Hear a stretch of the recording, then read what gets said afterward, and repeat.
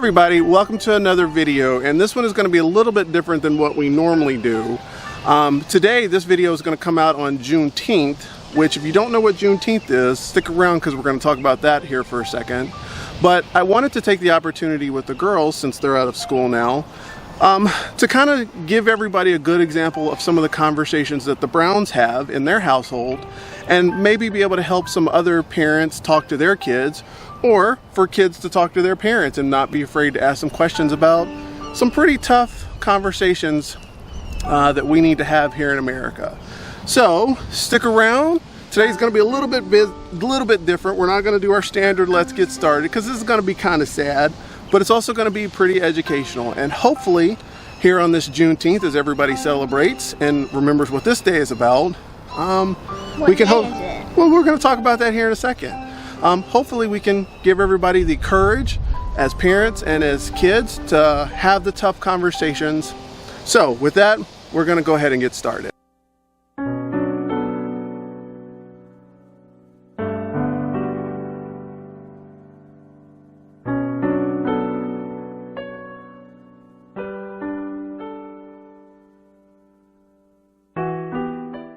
Alright, so to set the scene just a little bit as we get ready for this conversation, today we are coming to you from Ocoee, Florida. Yes, for those of you that are in Florida, that Ocoee, Florida, the one that you drive by all the time as you head towards Orlando or Winter Garden Village, or you maybe even live in. And Ocoee, well, as we've driven through, it looks like it's a growing city. It's actually known for one of the biggest American tragedies in history, and a lot of people don't know about it. So we've come today to kind of retell the story and help people understand some of what's in their own backyard. Because Jasmine, not only are you learning about this today, and Janelle, you're learning about it, but I can guarantee Mommy, as she watches it, learns about it. And I learned about it just a few weeks ago when I was looking to figure out what do we do for Juneteenth. So hold it still. We found a ladybug. It's not all doom and gloom today. It is a gloomy day though, as we're out here. So we may change some scenery as we film this and talk about it, because we may have to go because of weather. But for now, we're occupied by a ladybug. Hello. So we're at Bill Breeze Park, which is right next to City Hall here in Ocoee, and the police station. And we're trying to find a nice setting, and I think this is what we're gonna go with. What do you think? Right by the lake? Kind of nice? So we have found a gator as we venture here around the lake and look for a good spot. And we saw its tail first, but those are its eyes right there, just peering right out of the water. And I don't think these birds know. I mean, I'm sure they do, but it is right there, like within feet of those birds. That's a real deal alligator. Oh, there's its tail popping up again. Yeah, there's this girl just peeking at us. Like, we're just right here. Yeah, like we're close to that. Yeah. Like if it's popped up, I'm running all the way up to the car for saying. It's just hanging out right there. Just peeking its little eyes out. I don't want to have a National Geographic moment and have to explain what happened to a bird after it got snatched by a gator. It's moving. Where's it going? Oh, what's about to happen? The suspense is killing me. Don't do it, little bird. Don't go over there. I'm talking to you. Going like Henry. I'm talking to you. Go swimming closer and closer.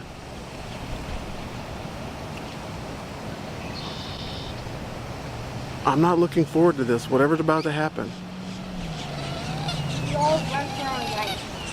There's babies over there. See the babies?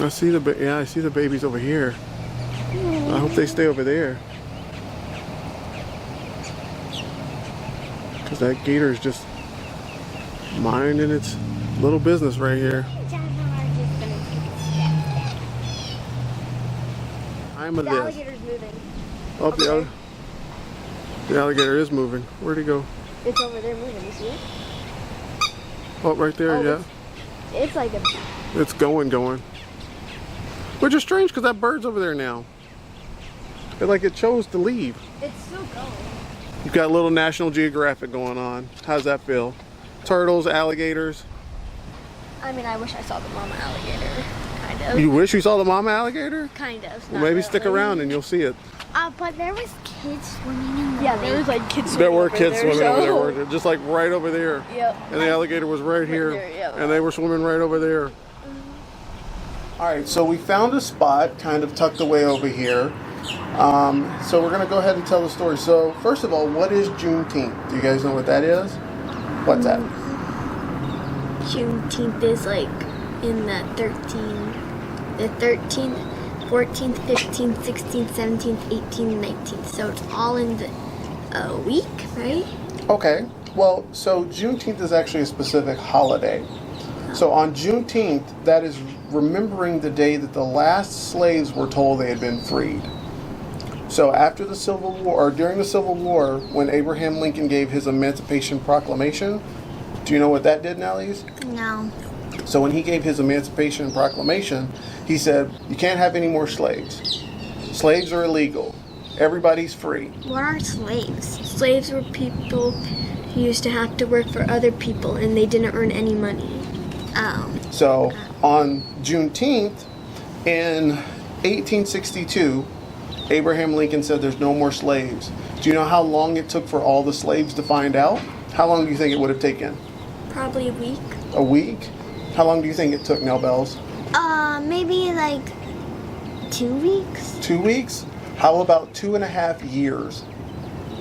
So he made the proclamation in 1862, and it took 2.5 years before all the slaves knew that they had been freed. Can you imagine having to wait for 2.5 years to find out information? Wow. Janelle, what were you doing 2.5 years ago? Do you remember? No. You were getting ready for kindergarten. And we were in Alaska. We were in Alaska 2.5 years ago. So can you imagine something happening 2.5 years ago and you had to wait all this time, especially if you were a slave? You were working for somebody else, and for 2.5 years, you didn't have to do that. But they made you do it anyways because the information didn't get to you. Okay? So Juneteenth is celebrating that day, right? It's the day that we're celebrating where everybody finally knew they didn't have to be a slave anymore. So that's what Juneteenth is. So why are we here today? Why are we in Ocoee? We're in Ocoee to celebrate it or talk about it? Well, what we're here to talk about is people tend to know about the Civil War and when slaves were no longer here. And then who else do you know about? Dr. Martin Luther King Yeah. and the civil rights. You've heard about them, right? Yeah. So do you know how far apart they were? Really apart? About 100 years. There were about 100 years between the end of the Civil War and Dr. Martin Luther King and the Civil Rights Movement. So most people know about the Civil War and they know about the Civil Rights Movement. But do you know what people don't typically ask? What happened in the middle? What happened in the middle? Very good. That's what people normally don't ask, is what happened in the middle. The reason that we're in Ocoee is to learn about something that happened in between the two, right? So in between the Civil War and in between Martin Luther King Jr. Martin Luther King Jr., okay? So what happened here? This is called the Ocoee Massacre. Do you guys know what massacre means? Tragedy. A tragedy? What else could be a massacre? Do you know? So, like when something terrible happens, typically people die in a massacre. So, Pulse, when we went to that, that's considered a massacre because a lot of people were killed and it was very sad, right? Okay, so this is called the Ocoee Massacre, and this is something that happened in our own backyard. All right, so we had a little bit of a scene change. We were outside on the ground and it was kind of uncomfortable. So, because of COVID, there were no picnic tables anywhere available. So we just decided to come home, and we're going to finish it up here and talk a little bit more about what was going on. All right, girls. So we left off at the 1920s, right? We were just talking about it was Election Day in the 1920s. What else happened during the 1920s? The land boom, the Great Depression, and women can vote. That's true. Very good. Yes, women could finally vote. What do you think would happen if you were a white male in America and then all of a sudden women could vote, black people could vote? How would you feel? I would feel happy for them because they couldn't vote back then, and I still feel happy for them. Okay. I think back then people would have been frustrated, but I also think people should be treated equally. So I'm happy that everybody can vote now. So let me ask you this, Janelle, if you get something, Jasmine, how do you feel? Mad, angry, sad, depressed. Yep, and Janelle, if I were to give Jasmine $2, even though you already had $2, how about this? If I were to give Jasmine a Brady poster,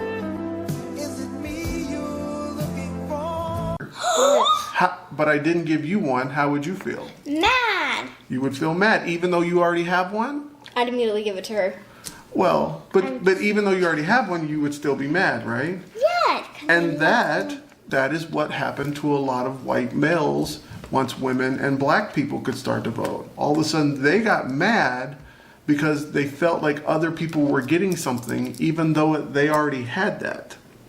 Let's talk about Orlando and Ocoee specifically. So the city of Ocoee, where we were earlier, do you know what was special about the city of Ocoee? No. At the time, it had a lot of black people. It was about almost half and half black and white, which for a lot of places in America at that time was not normal for it to be an even number of people. And you had a lot of black people and a lot of white people living in harmony. They were just living their lives just like normal. The problem is because you had a lot of black people there that were registering to vote and getting ready to vote, what group do you think came out to try to make them not want to vote? The Kikawea. The Kikawea, correct. The KKK, okay? And a few weeks, days before had come out and threatened the whole community. They had a whole parade and everything where they walked down the street chanting that they didn't want black people to vote and they didn't want anybody helping them vote, right? So you know how you have to register to vote? They didn't want anybody helping them to register to vote, okay? Now let's talk about some of the good guys in this story, right? The first good guy was a judge in Orlando. Do you know what his name was? His name was John Moses Chaney. And he was a judge in Orlando that was helping black people register to vote. Okay, remember his name. So he had gone out and said, hey, I'm going to help all you guys register to vote. You also had Mose Norman and July Perry, who lived in Ocoee. And do you know what made them important? They were important businessmen in the community. They owned land, and I don't know if they owned any business or not, but they definitely owned land and had money, and they were helping black people in the community register to vote, and they were also helping them pay something called a poll tax. They had put in a poll tax, which was a way of trying to keep black people from voting because most black people were poorer at the time. Poorer, yeah, they were poor, and it was a way to try to prevent them from voting. So that leads us basically up to the day and the Ocoee Election Day Massacre. So people like Mose Norman, right, one of the guys that we were just talking about, when he went to vote, he and some other black people were going to vote. They went to their polling location. So you know how like we go to the library to vote? They would have gone to their polling location, and there was a group there that was trying to prevent them from voting. And they were saying things like, you know, you haven't registered to vote, you're not allowed to vote. And the one person in the city that could have verified that they had voted or that they had registered to vote had left for the day specifically because they didn't want him there to actually acknowledge that people had been voting, right? So it's like the person who was in charge, they told him to leave so that he couldn't be there to confirm people could vote. And do you know what happened? Is when a white person walked up to vote, do you know what they did? You're allowed to come in. Yep. Do you know what happened when a black person came up to vote? You're not allowed to vote. You don't have enough money and you're not registered. You're not registered and you haven't paid the poll tax. Well, what happened when the black person would say, well, I have registered and I have voted, or I have paid my money? They would pretend that they don't have it. Right. The only person in the whole city that could have confirmed, yes, they have done that, conveniently was out on a fishing trip for the day. So they purposely made him go out on a fishing trip so that he wouldn't be available. Okay, so Mose Norman, the guy that we've talked about before earlier, he called his friend Judge John Chaney, right? The judge that we had talked about just a minute ago. And he said, hey, Judge, these people aren't letting us vote. And you know what the judge said? He said, well, go and vote, And when you're there, I want you to give me the names of every person that's preventing you from voting, and I'm going to persecute them. And I'm going to send them to jail because they're keeping you from voting, which they were. They were stopping him from voting. So Mose went back, cast his vote, but while he was there, that mob, that angry group of people that we had talked about before, they got real upset with Mose because they did not want him to vote. So they went in and they basically beat him up to get him to leave. They were very angry that he had voted because they didn't want him voting. So they beat him up, and you know what that made other black people do? Be afraid. It made them afraid, and they didn't want to vote, so they left. So in the end, the mob kind of got what it wanted. So later in the day, that mob, that group of people, they started to get angrier again for some reason. Even though they had already beaten up Mose and sent him home and kept everybody else from voting, they were upset because Mose had gone to the judge, had gone to the judge and started to take down names. And they wanted to punish him even more for doing that, which Mose had every right to do. So, you know what they did? They went out looking for Mose. So first they started to go towards his house. Then they were told, well, Mose isn't at his house. He's at his friend, the other guy we talked about earlier, July Perry. He was at July Perry's house.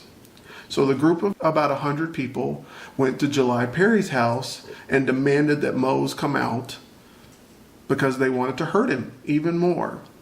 Did he come out? He did not. So what happened is that July Perry and his family and Mose and some others basically tried to defend themselves in their house. They had guns, and as the mob tried to break into the house, July Perry and everybody, they started shooting people because they were breaking into their house, right? So like if someone tried to break into our house, we would defend ourselves, right? But we don't have guns. Well, we don't have guns, but we would still defend ourselves, right?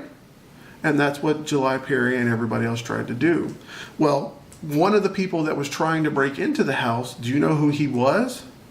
He was the sheriff of Orlando. So like the police chief of Orlando, not the sheriff. He was the police chief of Orlando.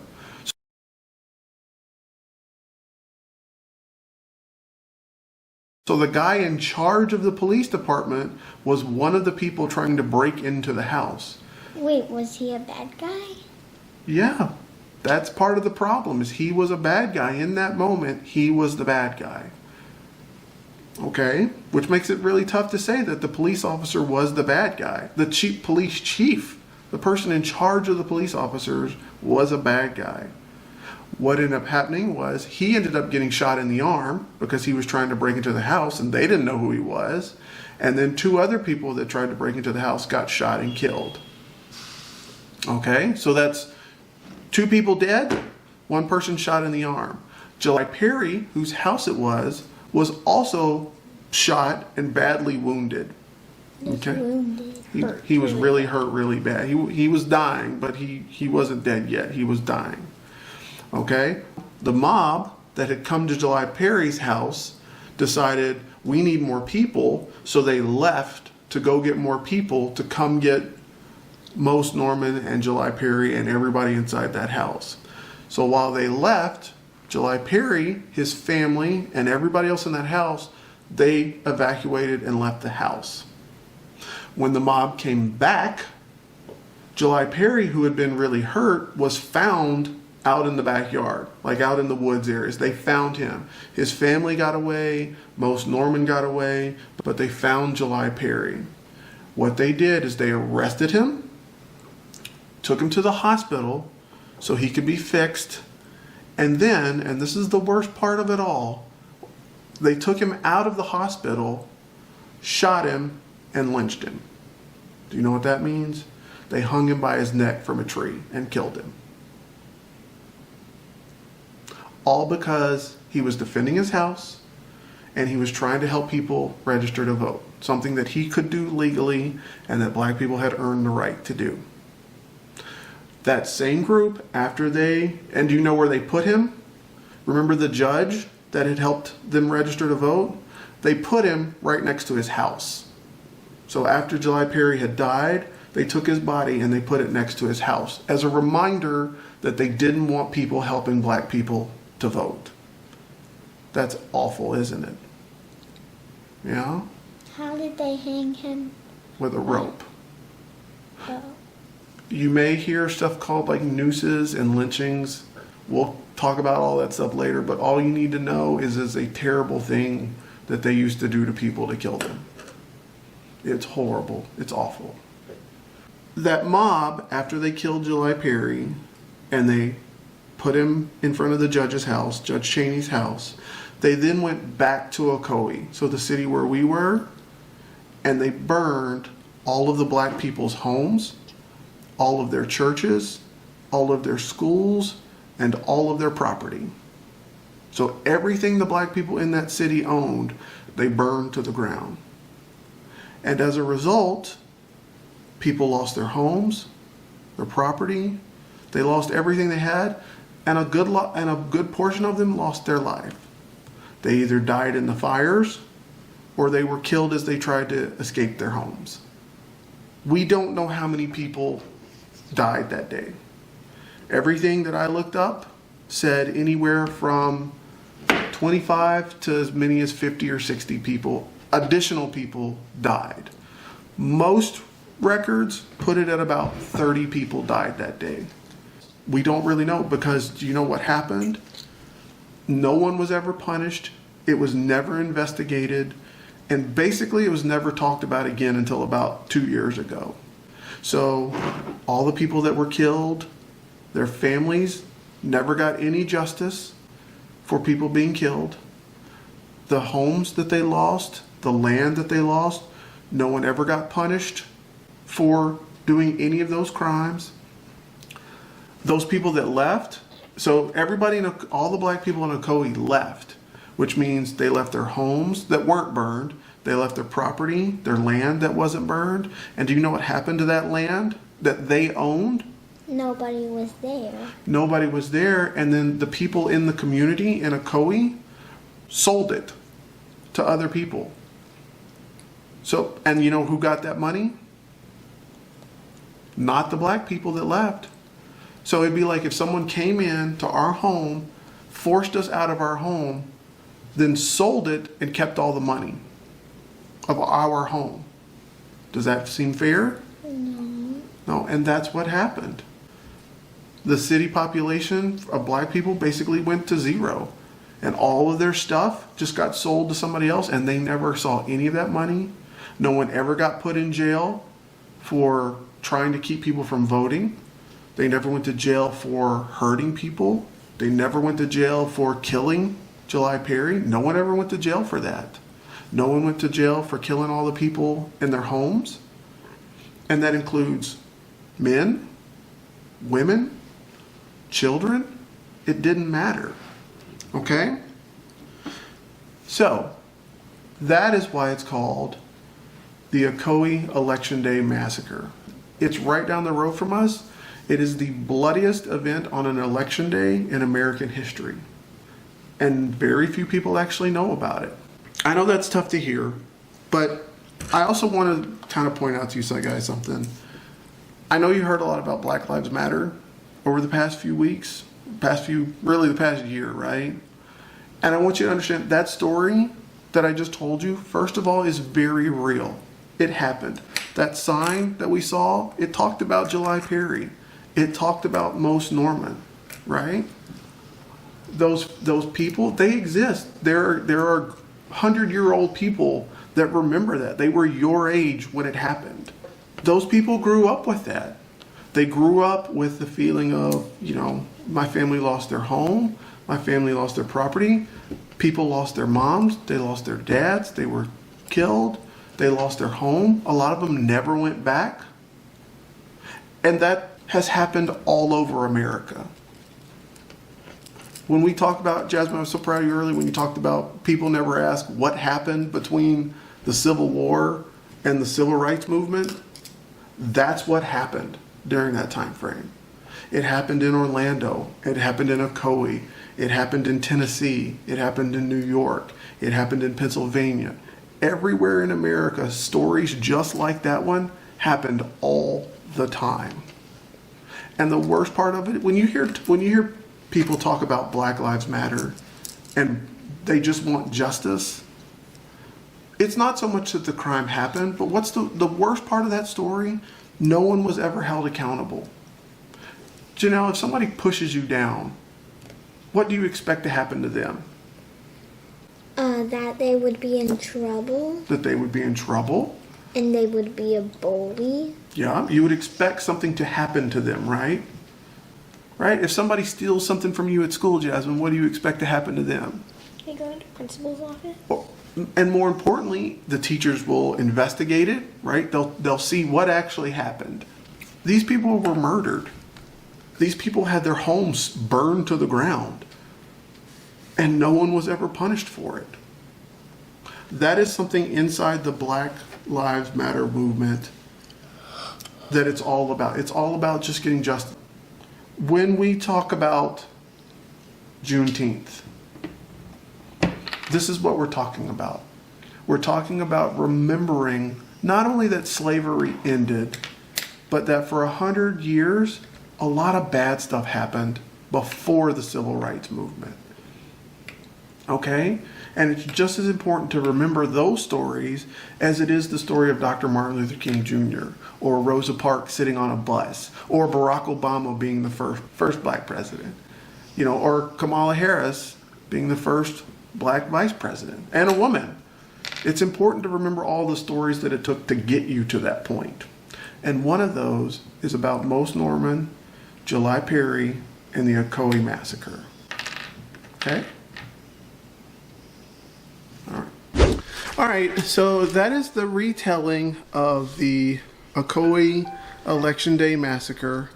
And I want to thank my girls for going on this trip today and listening to the story. I hope that for the parents out there that are looking to have some of these conversations with their families and don't know where to start, maybe it'll give you some helpful tips to just get started on it. Girls, what would you advise for kids that either want to have these conversations with their parents or have these conversations with their parents? Be prepared to ask questions. Maybe I cried sometimes, so I'd be prepared to cry because some of the parts are sad. What about you, Nobel? Be prepared to cry a lot. And it's, I don't know. That's okay. Well, and I would say for the parents, you know, be prepared to cry yourself as you read through some of this stuff and what actually happened.